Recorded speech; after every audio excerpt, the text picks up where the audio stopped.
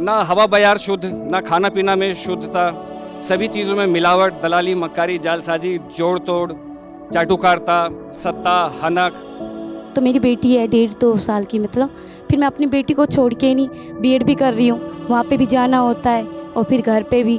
तो मतलब ये समझ नहीं आता कि अपने लक्ष्य को देखूँ या अपनी बेटी की जिम्मेदारी को निभाऊँ। तो इसमें मेरा कन्फ्यूजन है कि मैं कैसे आगे बढ़ूँ और कैसे क्या करूँ, मार्गदर्शन करें सर। तो मैं बतौर अर्जुन आपसे प्रश्न कर रहा हूँ कि मैं क्या करूँगा। धन्यवाद। सभा में उपस्थित सभी लोगों का अभिनंदन। My self doctor Kumar Manoj. I am European trend doctor of modern medicine और फिलहाल मैं दिल्ली के एक शासकीय चिकित्सा महाविद्यालय में मनोरोग विभाग में कार्यरत हूँ। मैं जब भारत वापस आया तो मैं अपने भारतीय समाज की सेवा के लिए और वैसे विचारों से ओतप्रोत था। परंतु जब मैं यहाँ आया तो मैंने पाया कि मेरी ये बात हो सकता है कुछ लोगों को चुभे, तो मैं क्षमा प्रार्थी हूँ कि शायद 70% भारतीय जो बड़े कॉस्मोपॉलिटन सिटीज़ में रहते हैं, जैसे ये दिल्ली एनसीआर, वो मृत हैं। तो मृत से मेरा आशय है कि जिनका मस्तिष्क ही शायद मर चुका है या संवेदनशीलता ही खत्म हो चुकी है। मसलन हम अपने आसपास देखें, हम किस तरह का जीवन जी रहे हैं। तो जो मेरी बात से सहमत होंगे वो सभी लोग इस सभागार के, जो मेरी तरह या तो किसी भी विकसित राष्ट्र में एक लंबे समय तक रह चुके हैं या रह रहे हैं। तो ये बिल्कुल ही दोयम दर्जे का जीवन है। ना हवा बयार शुद्ध, ना खाना पीना में शुद्धता, सभी चीज़ों में मिलावट, दलाली, मक्कारी, जालसाजी, जोड़ तोड़, चाटुकारिता, सत्ता, हनक। तो फिर द्वंद्व पैदा होता है। तो यही मेरा मूलभूत प्रश्न है, कृपया मार्गदर्शन करें। तो मैं बतौर अर्जुन आपसे प्रश्न कर रहा हूं कि मैं क्या करूं। यहीं इसी द्वंद्व में फंसा रहूं कि किसी तरह से आपकी तरह समाज में धीरे धीरे ही करके ऐसे ही घुटते पिसते एक बदलाव लाऊं, या यूरोप या किसी भी विकसित अन्य राष्ट्र में चला जाऊं और सुकून से अपना और अपनी अगली पीढ़ी का जीवन अच्छे से निकालूं। देखिए, जानना बड़ी भारी जिम्मेदारी है, बहुत भारी जिम्मेदारी है। जो जान गया वो भाग नहीं सकता, भागा सिर्फ नींद में जा सकता है। वैसे आपको जो भाव उठ रहा है वो यदा कदा मुझे भी उठता है, ठीक है, पर थोड़ा पाखंड तो मैं भी कर सकता हूं ना। तो उसी नाते मैं बोले दे रहा हूं, भागा नहीं जा सकता। और मेरा खुद से भी ये वादा है कि भागूंगा नहीं। भले ही भाव ये उठता है कि काहे के लिए जान दिए दे रहे हो।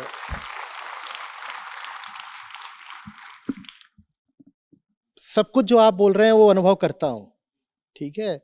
कई बार लगता है दीवारों पे सर मार रहा हूं, जिंदगी खराब कर रहा हूं, और मैं शायद बेहतर काम कर सकता हूं अगर मैं भारत की जगह कहीं और हूं। लेकिन पांव जमा के रखना है, कहीं भागना नहीं है, संभावना नहीं है, विकल्प ही नहीं है। जब जान गए कि कहां आपकी जरूरत है तो आप किसी दूसरी जगह कैसे जा सकते हो। जरूरत मेरी यहां है, मैं वहां जाके क्या करूंगा।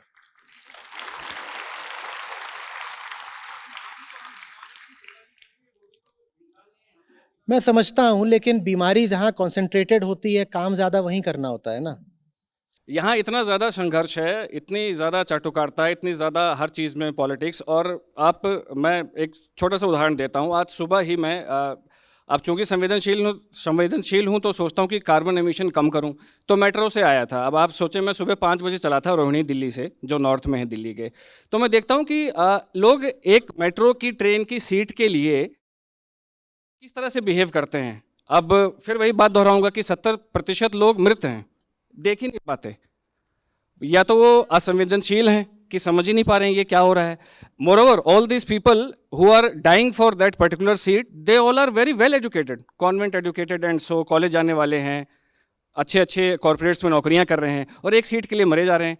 ऐसे दूर से बैग फेंकेंगे और जब उस सीट पे पहुंचेंगे, बैठेंगे, तो आप उनके चेहरे को देखिए, बड़े खुश हो जाएंगे, क्या विजय प्राप्त कर ली है, झंडा गाड़ दिया। ये तो बड़े छोटे छोटे उदाहरण है। इतनी दूषित वायु में रह रहे हैं, अच्छा पैसा खर्च कीजिए, चाहिए कि कोई अच्छी चीज़ मिल जाए खाने के लिए, तो हर चीज़ में मिलावट है, तो मन बहुत दुखी रहता है। मैं आप जितनी बातें कह रहे हैं उस सारी बातों से सहमत हूं। मैं उससे और आगे जाकर भी 5-7 बातें और कह सकता हूं कि किस किस्म का नर्क आम भारतीय को झेलना पड़ता है और उससे दूना नर्क उसे झेलना पड़ता है जो आम आदमी को उसके नर्क से बाहर निकालने की चेष्टा करे। जी बिल्कुल। तो ये मैं जानता हूं बहुत अच्छे तरीके से कि नर्क, उससे बड़ा नर्क, उससे बड़ा नर्क, सब यही है, सब झेलना है। और ये सब जानने के बाद मेरा फैसला यही है कि सारे नर्क झेलूंगा। बाकी सबकी अपनी जिंदगी है, आपको भी करना है। मैं तो यही समझ पाया हूं कि जहां संघर्ष है वहीं तो फिर आपको अपनी काबिलियत भी दिखाने का मौका है ना। जहां बीमारी है वहीं तो आप इलाज करोगे ना, डॉक्टर हो। जहां बीमारी नहीं है वहां डॉक्टर किस लिए जा रहा है? तो ये आपको थोड़ा सोचना होगा। खैर आगे बढ़ते मैं हैं। आपकी बात समझ गया और इस प्रेरणा के लिए बहुत बहुत धन्यवाद। जी। भारत में धार्मिक आदमी वो नहीं है जो जानना जानता है। जो जानता है, परखता है या जानने का प्रयास करता है, जिज्ञासा रखता है, उसको हम अधिक से अधिक विद्वान बोल देंगे या स्कॉलर बोल देंगे या जिज्ञासु बोल देंगे। हम उसको धार्मिक नहीं बोलते। अगर कोई आपसे बहुत सवाल करे तो मुश्किल है कि आप कहेंगे कि ये एक धार्मिक आदमी है, जबकि धार्मिकता का पहला लक्षण होता है जिज्ञासा। धार्मिक आदमी जानना चाहेगा। हमने धार्मिकता का मतलब बना दिया ऐसे सर झुका दो। और ये सर झुकाना क्या है कि जानते समझते कुछ नहीं, बस दमन कर दो, झुका दो। तुम ये भी नहीं जानते तुम किसके सामने सर झुका रहे हो, पर तुम सर झुका देते हो, है ना। आम आदमी कहता है साहब मैं भगवान के सामने सर झुकाता हूं। उनसे पूछो कौन, वो कहेगा भगवान। भगवान कौन, कुछ जानते हो? नहीं, नहीं जानता। तो सर किसके सामने झुका रहे हो? नहीं, सर झुकाना जरूरी है। क्यों झुकाना जरूरी है? क्योंकि वो अच्छी बात है, वो नैतिक बात है, वो मोरल बात है। वैसे ही जो कुछ भी हमें मोरल लगता है उसको हम बस झुका देते हैं। ज्ञान को तो भारत ने धर्म मानना ही बंद कर दिया। भारत ने ज्ञान को, ज्ञान माने जानना समझना, भारत ने ज्ञान को धर्म मानना ही बंद कर दिया। किसी धार्मिक आदमी से सवाल जवाब करो, बुरा मान जाता है। उससे पूछो ज्ञान है, बोलता है नहीं ज्ञान नहीं है मेरे पास, श्रद्धा है, मेरे पास आस्था है, मेरे पास विश्वास है। ज्ञानी को तो, जो ये श्रद्धालु लोग होते हैं, ज्ञानी को तो ये लगभग नास्तिक मानते हैं। कहते हैं ज्ञान की ज्यादा बात करो धार्मिक नहीं हो सकता। जबकि धर्म का अर्थ ही होता है ज्ञान, जानना। बोधो अहम, उपनिषद हमें सिखाते हैं, मैं बोध हूं।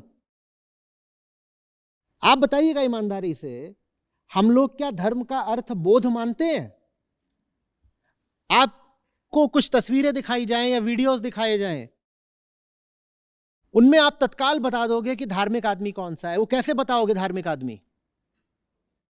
वो एक खास किस्म का आचरण कर रहा होगा, खास किस्म के कपड़े पहने होंगे, उसकी भाषा थोड़ी अलग होगी, सब रीति रिवाजों का पालन कर रहा होगा। जहां आम आदमी थोड़ा सर झुकाता होगा, जो धार्मिक आदमी होगा वो साष्टांग दंडवत हो जाता होगा, बिल्कुल लेट जाता होगा। दंडवत माने डंडे की तरह लेट जाना। इसी को तो धार्मिक आदमी बोलते हो ना, इसी को तो बोलते हो। उसने एक खास रंग के कपड़े पहन रखे होंगे, आप पूछो तूने कपड़े क्यों पहने हैं, तो बोलेगा धिक्कार है, नास्तिक। सवाल करता है।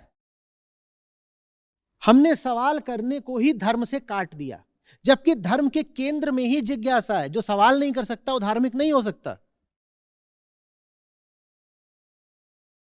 भारत ने धर्म से ज्ञान को बिल्कुल हटा दिया। ज्ञान मार्गी को तो हम धार्मिक ही नहीं मानते। ज्ञान मार्गी हमारी नजर में नास्तिक है। हमने क्या बोल दिया? हमने बोल दिया अरे ईश्वर को जाना थोड़ी जा सकता, जो कुछ भी ऊंचा है वो हमसे बाहर का है। ये नकली धर्म है जो सबसे ऊंचा है उसे तुमसे बाहर स्थापित कर देता है। ये धर्म का बिल्कुल विपरीत है। धार्मिकता का मर्म होता है कि जो सबसे ऊंचा है वो यहां है, वो मेरी अपनी अंदरूनी आंतरिक संभावना है उच्चतम। एक धर्म ये है। दूसरा धर्म कहता है कि जो कुछ भी ऊंचा है और अच्छा है तुमसे बाहर है, तुम्हारा काम तो बस ये है कि ऐसे हो जाओ, तुम बस ये करो। ये धर्म नहीं है, ये झूठ है। ये तो आपके जीवन को नर्क कर देगा। ये तो आपको बस झुकना सिखा रहा है, जानना नहीं। पहली बात तो झुक रहे हो, वो भी किसी ऐसे के सामने झुक रहे हो जिसको तुम जानते ही नहीं हो। फिर आप जमींदारों के आगे झुकते हो, फिर आप व्यर्थ में एक्टर्स के आगे और सेलिब्रिटीज के आगे झुकते हो। आप देख नहीं रहे हो, ये सब नकली धर्म ने सिखाया है आपको। आपने कभी इन बातों में संबंध जोड़ के नहीं देखा होगा कि आम हिंदुस्तानी इतनी आसानी से कहीं भी झुक क्यों जाता है। वो इसलिए झुक जाता है क्योंकि हमने धर्म का मतलब ही झुकना बना दिया। धर्म का अर्थ है जानना, झुकना नहीं। जितनी जी हुजूरी और चाटुकारिता, जितनी यसमैनशिप चलती है भारत में, उतनी कहीं देखी है दुनिया में? कोई जरा सा कुछ हो जाए, हे हे हे हे हे हे हे हे हे। बड़ी दुकान देखी, उसके आगे झुक जाते हैं। मोहल्ले का कोई अदना सा गुंडा हो, हम तो उसके आगे भी झुक जाते हैं। गुंडा है, झुक के चलो। प्रतिकार हमने कहां सीखा है? मुझे प्लासी की लड़ाई याद आती है बार बार। मुट्ठी भर अंग्रेज और नवाब की पूरी फौज, और हार कर आ गए। और आप जितनी बड़ी लड़ाइयां याद करोगे जो भारत ने हारी, उसमें संख्या बल भारत के ही साथ था। पर हमने प्रतिकार तो बिल्कुल हटा दिया। हमने तो यह सीख लिया बस। और ये जो है, ये भारत की बहुत सारी समस्याओं के मूल में है। हां, बिल्कुल नमन भी करना है, समर्पण भी करना है, पर यह तो बताओ कम से कम कि मैं किसको समर्पित कर रहा हूं। उसको नहीं जानता, स्वयं को तो जानूं। सत्य अज्ञेय हो सकता है निसंदेह, पर क्या अहंकार भी अज्ञेय है? आप बोलो, क्या अहंकार भी अज्ञेय है? हां, यह बिल्कुल हो सकता है कि सर मैंने किसके सामने झुकाया यह ना पता चल सकता हो, क्योंकि सत्य अज्ञेय है। पर क्या अपना भी ना पता हो तो यह बात जायज है? किसको दे रहा हूं यह हो सकता है न जाना जा सकता हो, पर क्या दे रहा हूं और कौन दे रहा है, क्या यह भी ना जानूं? बताओ आप। तो स्वयं को जानना ही अध्यात्म है, वही धर्म का मूल है। उसे आत्मज्ञान बोलते हैं। आत्मज्ञान है स्वयं को जानना। स्वयं माने आत्मा नहीं, अहंकार। इतना तो पता हो कि ये जो सर है जो झुका रहा हूं, ये चीज क्या है। मैं जानता तो हूं नहीं। आप किसी को कोई तोहफा दो, आपको खुद ना पता हो तोहफे में क्या है, ये आपने भला काम किया। और कई लोग करते हैं, होली दिवाली उनके पास कोई पैक्ड चीज आ जाती है, वो किसी दूसरे को दे देते हैं। ये आपने कोई अच्छा काम करा। तो वैसे ही आप कह रहे हो कि साहब मैं परमात्मा के सामने सर झुकाता हूं। सर क्या है ये आपको पता ही नहीं, परमात्मा क्या है नहीं पता। मैं मान सकता हूं, अननोएबल है, बिल्कुल मान सकता हूं, पर क्या यह भी अननोएबल है? यह अननोएबल है। यह ज्ञान मार्ग है। इसको जानना ज्ञान मार्ग कहलाता है। सेल्फ नॉलेज, आत्मज्ञान। हम इसको जानते नहीं, हम बस इसको ऐसे दबा देते हैं। और ये माने प्रकृति। ये जो पूरा पिंड है ये प्राकृतिक पिंड है, और ये जो बाहर भी पूरा ब्रह्मांड है ये भी प्राकृतिक ब्रह्मांड है। ना हम पिंड को जानते, ना हम ब्रह्मांड को जानते, और दावा हमारा है कि धार्मिक है। जब कुछ जानते ही नहीं तो धार्मिक कैसे हो गए? धर्म का तो अर्थ होता है अहम को मुक्ति की ओर ले जाना। अहम को जानते ही नहीं तो तुम धार्मिक कैसे हो गए? धर्म का अर्थ है अहम को मुक्ति की ओर ले जाना। अहम मरीज है, मुक्ति स्वास्थ्य है। भारत धर्म से बहुत दूर आ गया। अंध भक्ति को भारत ने धर्म बना लिया। भक्ति बहुत ऊंची बात है। भक्ति का अर्थ होता है कि अहम को आत्मा से प्रेम हो गया। प्रेम मार्ग होता है भक्ति मार्ग। भक्ति का अर्थ होता है प्रेम। भक्ति का अर्थ सर को अंधा झुकाना नहीं होता। और प्रेम नहीं हो सकता जब तक आप जानते ही नहीं कि आप कौन हो और किससे प्रेम हो रहा है।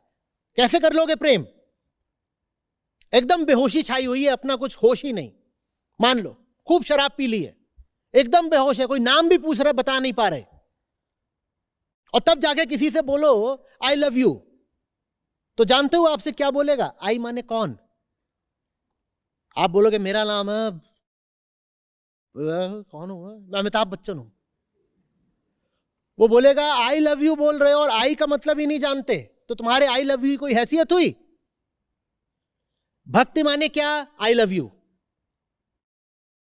ठीक है, मुझे ही थकने दो, आपको कुछ नहीं बोलना तो। भूलना नहीं, मेरा बर्थडे है आज, मैं कुछ भी कर सकता हूं।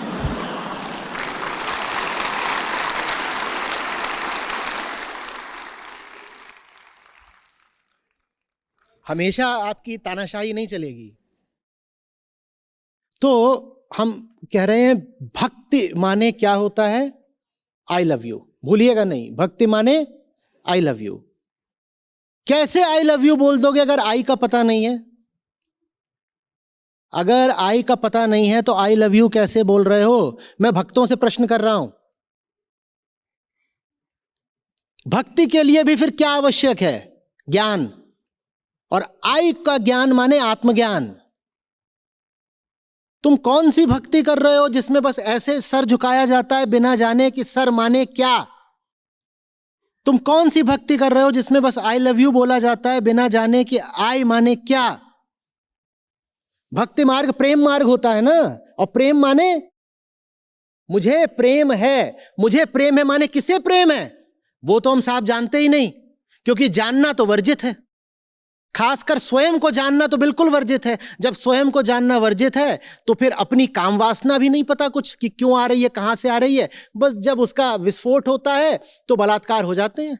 कभी कभी उन बलात्कारों की चपेट में विदेशी भी आ जाते हैं। नहीं तो भारतीय महिलाओं के तो बलात्कार आम बात है, वो बेचारी उनका तो होता ही रहता है। कभी कभार जब किसी विदेशी महिला का भी हो जाता है तो सुर्खियां बन जाती हैं। भारतीय महिला का बलात्कार कोई बस ऐसा थोड़ी है कि पराये ही करते हैं। घरों में होता है, पति भी बलात्कार करते हैं, प्रेमी भी बलात्कार करते हैं। और वो तो बलात्कार की श्रेणी में गिना भी नहीं जाता, बहुत बार माना ही नहीं जाता ये बलात्कार हुआ। पति ने करा है, बलात्कार कैसे हो सकता है? पति पत्नी के संबंध में बलात्कार थोड़ी होता है भाई, वो खुला बलात्कार है। और वो इसलिए हो रहा है क्योंकि पति स्वयं नहीं जानता कि उसकी वासना का स्रोत क्या है।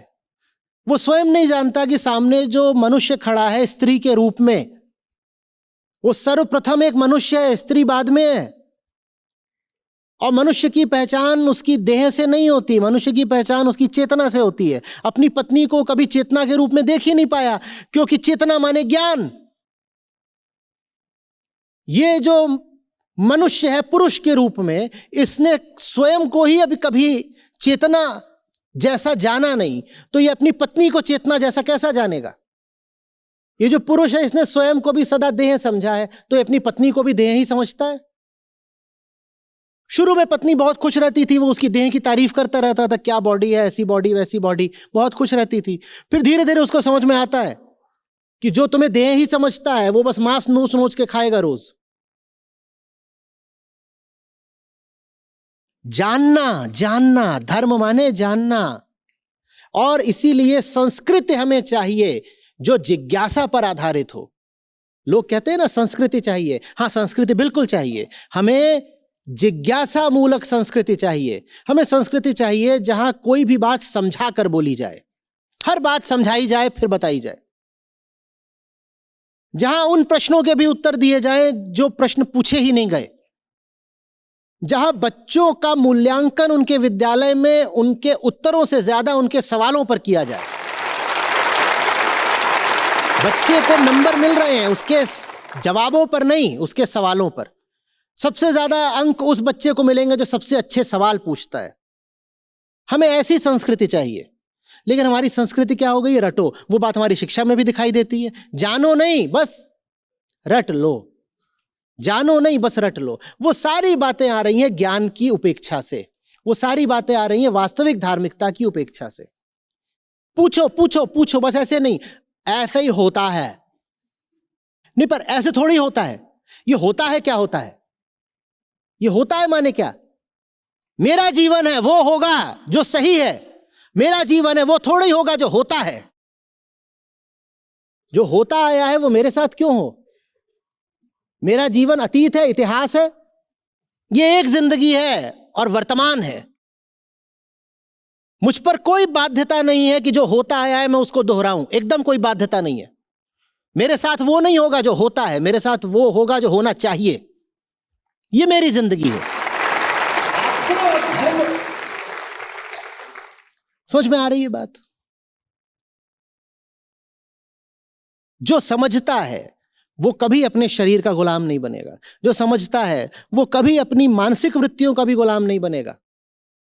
जो नहीं समझता वो अधिक से अधिक दमन कर पाएगा, दमन और सप्रेशन भारतीय समाज में खूब है, खूब है। बस दबाओ, दबाते चलो,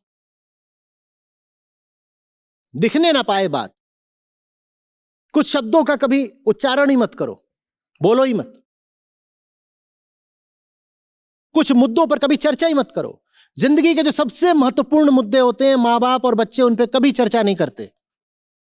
बार बार बोलता हूं कि सबसे कीमती सवाल वो हैं जिन पर कभी कोई चर्चा नहीं होती। अगर आप किसी बात पर चर्चा करना ही नहीं चाहते, जान लीजिए वही बात है जिस पर आपको चर्चा करनी चाहिए। जिन मुद्दों पर पति पत्नी आमने सामने बैठकर बात नहीं करना चाहते, यही वो मुद्दा है जिस पर बात होनी चाहिए। जानबूझ के दोनों दबा रहे हैं, दमन दमन दमन।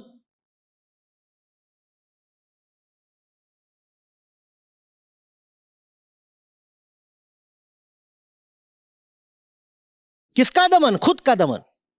कभी कोई मिले ऐसा जो कहे नहीं साहब, मेरे लिए तो धर्म का मतलब बस ये है कि मैं ईश्वर में श्रद्धा रखता हूं। क्या? मैं ईश्वर में श्रद्धा रखता हूं। बोलो, तुमने जो बात बोली अपनी भक्ति की, वो किससे शुरू हुई? मैं ईश्वर में श्रद्धा रखता हूं। मैं माने कौन? मैं माने कौन? मैं रोज सुबह उठ के फलाने ग्रंथ का पाठ करता हूं। ये भी कहां से शुरू हुआ? मैं माने कौन? कोई धार्मिकता नहीं हो सकती मैं के बिना। आत्मज्ञान के बिना कौन सी धार्मिकता? मैं मंदिर जा रहा हूं, कहां से शुरू हुआ मामला? मैं को नहीं जानते तो मंदिर तो बाद में आता है ना, मैं पहले आता है। मैं कर्मकांड करता हूं, मैं उपवास रखता हूं, आज शिवरात्रि है, आज मैं व्रत करूंगा, फिर फलानी क्रियाएं करूंगा। ये जो कुछ भी बोल रहे हो कहां से शुरू होता है? मैं नहीं पता तो शिव को कैसे जानोगे? आदि शंकराचार्य आज सुबह ही क्या बोल रहे थे? उनसे पूछा गया कौन हो तुम? उनके भावी गुरु ने उनसे पूछा था कौन हो तुम? बोले शिवो हम। तो मैं ही शिव है। उनसे पूछा तुम कौन हो? बोले शिवो हम। जो आप गाते हो ना, चिदानंद रूपः शिवो हम शिवो हम, वो उन्होंने उत्तर दिया है किसी को। प्रश्न क्या था? प्रश्न था कौन हो तुम? वत्स कौन हो तुम? परिचय दो। तो बोले शिवो हम, मैं शिव हूं। कौन सी शिवरात्रि मना रहे हो तुम बिना स्वयं को जाने? शिवो हम, मैं शिव हूं। जो मैं को नहीं जानता वो शिवरात्रि मनाने का हकदार कैसे हो गया? और यहां तो शिवरात्रियों पे खूब नाच गाना चल रहा है, मैं को जाने बिना। सब कुछ है, नाच गाना है, ये है वो है, बस मैं कहीं नहीं है। आत्मज्ञान कहीं नहीं है। आत्मज्ञान कहीं नहीं है। भारत का धर्म ऐसा ही हो गया, आत्मज्ञान विहीन धर्म। जहां आत्मज्ञान नहीं होता वहां बस समाज को किसी कदर चलाने के लिए नियम कायदे अनुशासन होते हैं, उनमें दमन होता है। ये नियम है कि तुम ऐसे वस्त्र पहनोगे, समझा दीजिए क्यों? ये पूछना मना है। ऐसे नहीं चलेगा साहब। धर्म तो विद्रोह होता है। आदमी पैदा होता है बंधनों में, धर्म का अर्थ होता है उन बंधनों के प्रति विद्रोह। जिज्ञासा ही धर्म है। जो कुछ चलता आ रहा है या तो समझा दो या मानने पर मजबूर मत करो। और मानेंगे नहीं तो करेंगे नहीं, यह धर्म है। जब तक जानूंगा नहीं तब तक करूंगा नहीं, यही धर्म है। और बात यह नहीं है कि बाहर वाले के आदेशों का पालन नहीं करूंगा बिना जाने, मैं अपने शरीर के आदेशों का पालन भी नहीं करूंगा। वासना क्या होती है? कुछ समाज का आदेश, कुछ अपने शरीर का आदेश। वासना में दोनों दिशाओं से आदेश आता है। आपका शरीर भी आपको आदेश दे रहा है और सामने जो व्यक्ति आकर खड़ा हो गया है वो भी आपको आदेश दे रहा है। ये दोनों जब मिल जाते हैं तो वासना का जन्म होता है। आप कह रहे हो मैं दोनों आदेशों का पालन नहीं करता। कोई मेरे सामने आ गया है, उत्तेजक तरीके से खड़ा हो गया है, उसके आदेश का पालन नहीं करूंगा। हो सकता है वो मेरे सामने यही सोच के खड़ा हो कि वो मुझे उत्तेजित कर देगा। मैं नहीं उत्तेजित होता, मैं तेरे आदेश का पालन क्यों करूं? मैं गुलाम हूं तेरा। तू सोचने आ गया कि तू मुझे भड़का देगा, मैं नहीं भड़क रहा। मैं गुलाम हूं तेरा क्या कि मैं भड़क जाऊं? इसी तरह शरीर है, शरीर आपको आदेश दे रहा है, जवान हो गए हो, जवान हो गए हो, चलो उत्तेजित हो जाओ। शरीर, मैं तेरी आज्ञा का पालन नहीं करूंगा। मैं किसी की आज्ञा का पालन नहीं करता क्योंकि मैं धार्मिक हूं। धर्म का अर्थ ही यही होता है, नहीं झुकते, नहीं झुकना, न झुकना धर्म है। हमने धर्म का अर्थ बना लिया है अंधी ताकतों के आगे, अज्ञान के आगे झुक जाना। हमारा धर्म उल्टा है, इसलिए हम इतने पाशविक हैं। बात समझ में आ रही है कुछ? या मैं ये पूछूं कि बात को स्मृति में डाल लिया, बात समझ में आई हो नहीं आई हो, बात के आगे सर झुका दिया, ये पूछूं?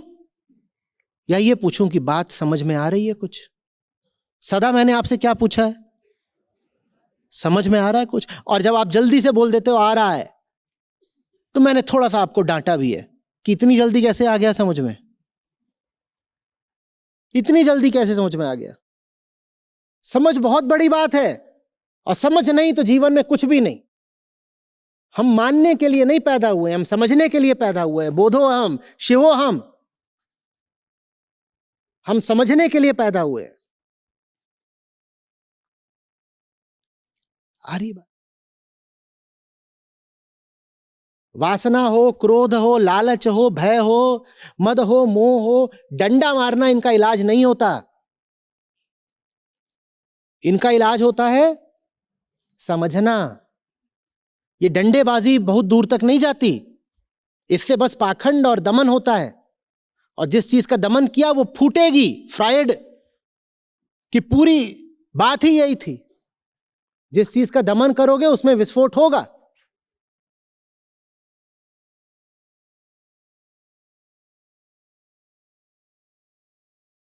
सर नमस्ते, आपको आए हुए आपको अतिथियों को सबको नमस्ते। मेरे मन में बस एक सवाल था कि मेरी शादी को 5 साल हो गए, 5-7 साल हो गए। अब ऐसी प्रॉब्लम की वजह से मैं अपने घर वालों के साथ ही रहती हूँ। तो मेरी बेटी है 1.5-2 साल की, मतलब फिर मैं अपनी बेटी को छोड़ के नहीं, बीएड भी कर रही हूँ, वहाँ पे भी जाना होता है और फिर घर पे भी। तो मतलब ये समझ नहीं आता कि अपने लक्ष्य को देखूँ या अपनी बेटी की जिम्मेदारी को निभाऊँ। तो इसमें मेरा कन्फ्यूजन है कि मैं कैसे आगे बढ़ूँ और कैसे क्या करूँ, मार्गदर्शन करें सर। सब साथ ही लेके चलना पड़ेगा, कुछ नहीं छोड़ सकते। ऐसे नहीं कह सकते कि इसको देखूं कि उसको देखूं, ऐसे नहीं कर सकते।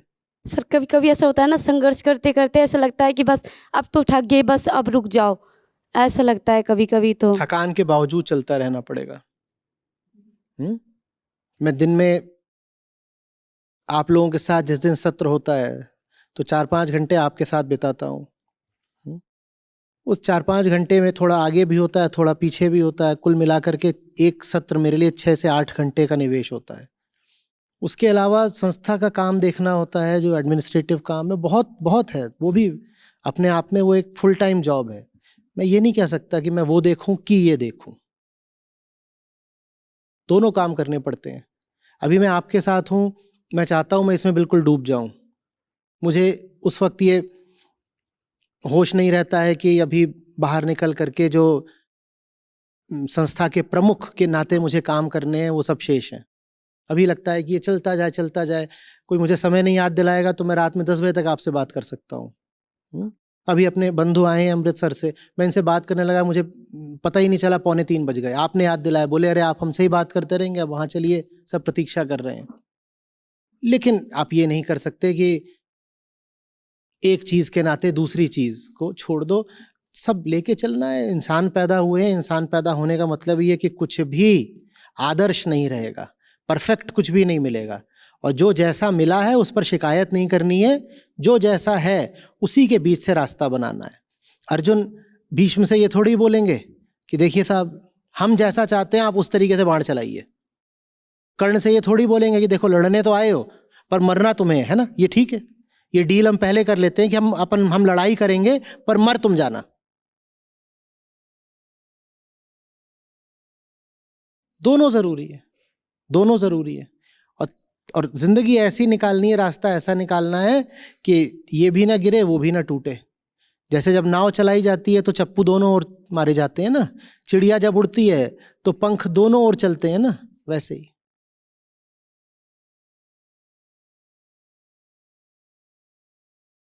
गगंधा मामा बाजिया बड़े निशाने घाव।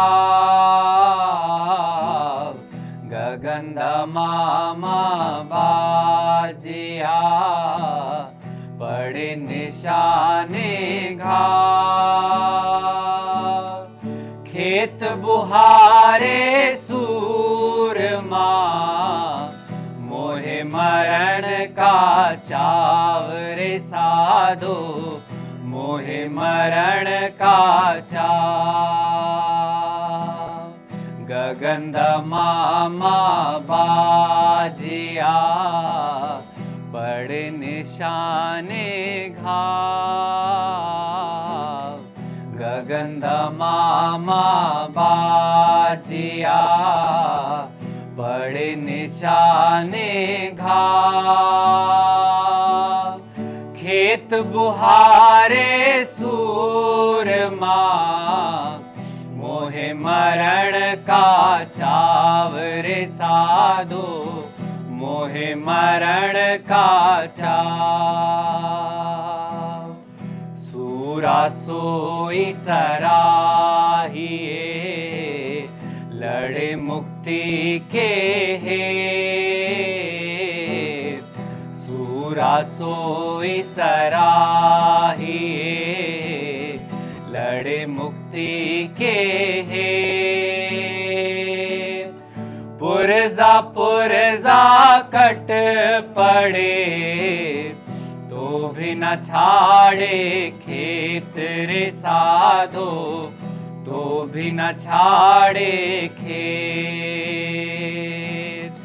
सूरा सोई सराहिए लड़े मुक्ति के हेत सूरा सोई सराहिए लड़े मुक्ति के हेत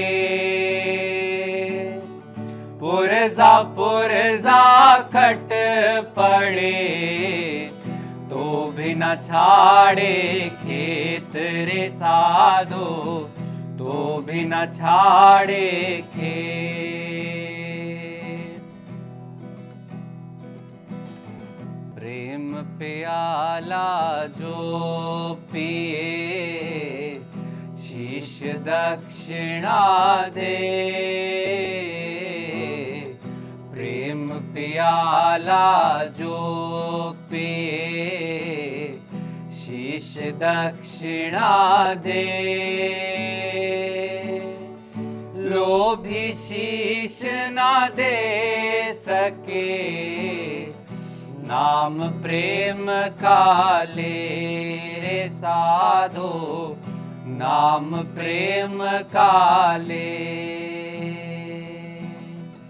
प्रेम प्याला जो पिए शीश दक्षिणा दे प्रेम प्याला जो पिए शीश दक्षिणा दे लोभी शीश ना दे सके नाम प्रेम का ले रे साधो नाम प्रेम का ले